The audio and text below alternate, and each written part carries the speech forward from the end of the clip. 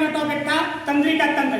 तंत्रिका तंत्र के दो भाग पढ़ते हैं अपन, केंद्रीय तंत्रिका तंत्र और परिधीय तंत्रिका तंत्र। केंद्रीय तंत्रिका तंत्र में मुख्यतः दो कौन कौन से पढ़ते हैं, मस्तिष्क और मेरुरज्जु। ठीक है, मस्तिष्क के तीन, अग्र, मध्य और पश्च।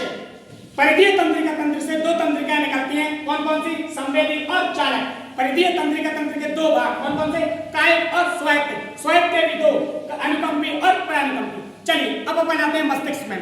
मस्तिष्क जो क्रेनियन की परत के अंदर सुरक्षित रहता है। ठीक है, अब यहाँ पे होता है, यहाँ पे मस्तिष्क आवरण। मस्तिष्क आवरण की होती है तीन लेयर। बाहरी परत को बोलते हैं ड्यूरा मैटर, मध्य को बोलते हैं एपिनाइल और आंतरिक को बोलते हैं पिया मैटर। ठीक है, अब मस्तिष्क आवरण और मस्तिष्क के बीच एक द्रव होता है जिसको सेरिब्रोस्पाइनल द्रव कहते हैं। ठीक है, मस्तिष्क का वजन होता है 1400 ग्राम। ठीक है, औसत, और पीयूष ग्रंथि का 0.5 से 0.6 और मेरुरज्जु का होता है 35 ग्राम। इसके बाद अपन पढ़ते हैं सेरिब्रम। क्या पढ़ते हैं, सेरिब्रम।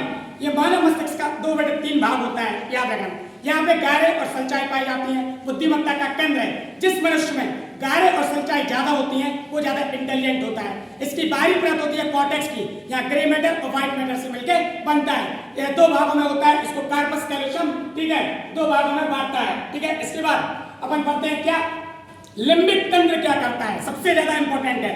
लिम्बिक तंत्र हाइपोथैलेमस के साथ मिलकर लैंगिक व्यवहार, मनोभावनाओं का नियंत्रण का केंद्र होता है। लिम्बिक तंत्र को याद रखना है। ठीक है, इसके बाद अपन पढ़ते हैं डायेंसिफिनाउ। डायेंसिफिनाउ के दो भाग, थैलेमस और हाइपोथैलेमस। ठीक है, थैलेमस क्या करता है, दर्द, ठंडा, गर्म, भावुकता का केंद्र होता है। ठीक है, डायेंसिफिनाउ का बता ही चुके हैं आपके लिए, भूख, प्यास, घृणा।